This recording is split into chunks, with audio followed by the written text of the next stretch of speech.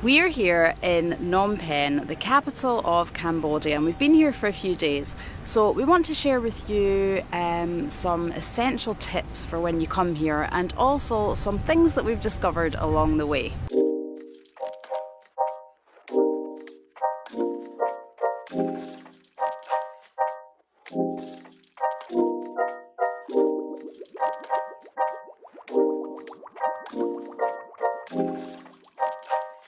So while you're here, we definitely recommend downloading the Pass app. It's been a godsend for us. It's basically an app that allows you to book tuk-tuks. You can also book taxis as well, but it's really easy to use, and we've used it to get everywhere we want to go to Phnom Penh. And the great thing about it is that it's super cheap. We got it from the airport to our hotel, and I think the tuk-tuk cost us about $4. But for trips within the centre of town, you can get to places for as little as $1 a trip. So I definitely recommend that, because it's great because you get to see the price before you go. Sometimes with the tuk-tuks it's quite hard because you have to kind of haggle a bit with them for price, but with this app you know exactly what you're going to pay and they get to you really quickly. So that is a definite for when you come here. So currency is a hot topic when you visit Cambodia. In the Facebook groups I was in, people were saying, should I be paying in US dollars? Should I be paying in the local currency of real? And to be honest, it was kind of a 50-50 split with answers. Some people seemed to think that it was better to pay in the local currency, whereas other people said dollars. So we brought dollars with us. One thing I will say if you're bringing dollars is make sure they are in pristine condition, because if they have even the slightest bit of writing on them, even if they're slightly crumpled, some people will reject them. Not all people, some people will still take them, but some will reject them unless they're in absolute pristine condition. So that's just something to be aware of. If you are getting US dollars before you come here, just make sure that they're in mint condition. But you don't have to use US dollars, you can use the local currency as well. Just bear in mind that if you are using US dollars to pay for anything, your change will be in the local currency of real. So when you first get here, it can be a bit confusing, and it can be quite hard to actually work out how much change you're actually due to get. So I recommend on your phone getting a little currency converter so that you can just quickly work it out yourself, because we were actually scammed one day when we bought some water. We got given incorrect change, so just be aware of that.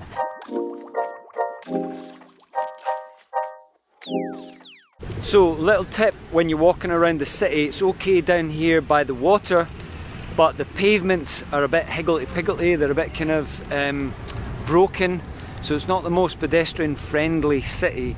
We tripped over a couple of times, so just watch out for that, especially if you're taking photos. And on that, just be careful, stick the camera around your neck, because you know it's a city, you never know. I would highly recommend visiting the markets when you're here. There's the Central Market, Olympic Market, Night Market. We went to the Russian market. Even if you don't want to buy anything, it's worth it just for an experience.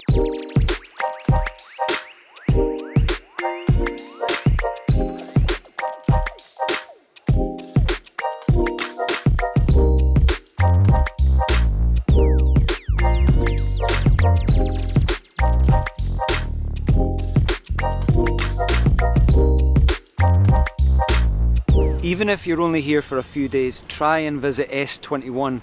It's the Genocide Museum, the capital's most notorious torture and interrogation facility during the Khmer Rouge's reign.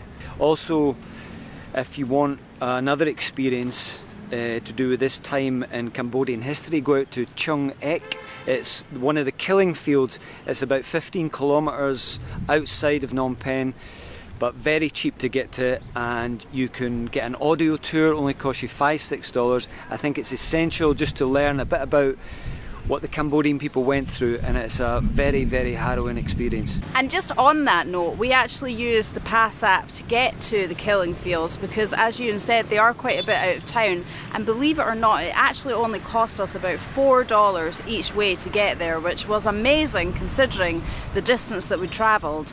And we just got one there, and then when we came out, we just used the app to order another one. Don't worry about the fact that it's so far out and you might think, oh, you know, will there be any of the tuk-tuks around? If you use the app, someone will come. You may have to wait a few minutes. We maybe had to wait like 10 minutes, but you'll definitely be able to get one. I have heard of people paying tuk-tuk drivers to like wait for them while they go into the killing fields, but I really don't think that's necessary. I would just use the app and get them and just rebook it for when you want to leave. The Wi-Fi here on the whole is pretty good, but if you find that you're in a hotel that doesn't have great Wi-Fi, then have a look for a place called Susie Cafe. They actually have a couple of branches in Phnom Penh, and it's quite a unique concept.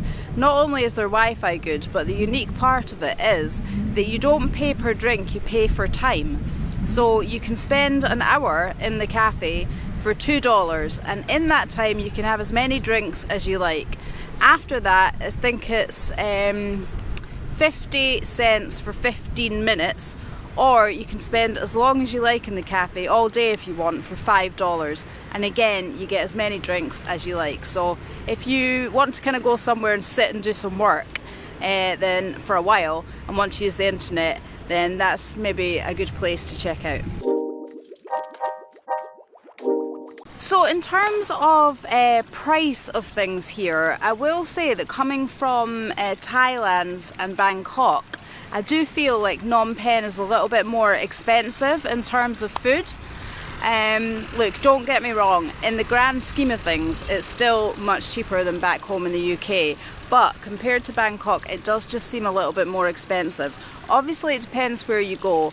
If you go to like a fancier restaurant, it is going to cost you a little bit more, but you obviously also do have the street food option, which we've done a couple of times.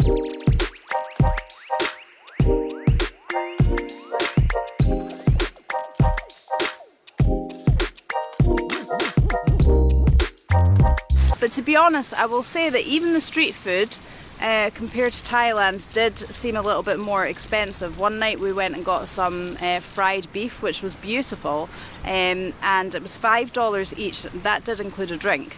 I'm not sure if they maybe charged us a little bit more because we're foreigners. But look, still very reasonable, but just seems a little bit more pricier than places that we visited in Thailand. Tipping isn't essential in Cambodia, but seeing that the average wage is $100 a month and there's a lot of poverty here, very little goes a long way.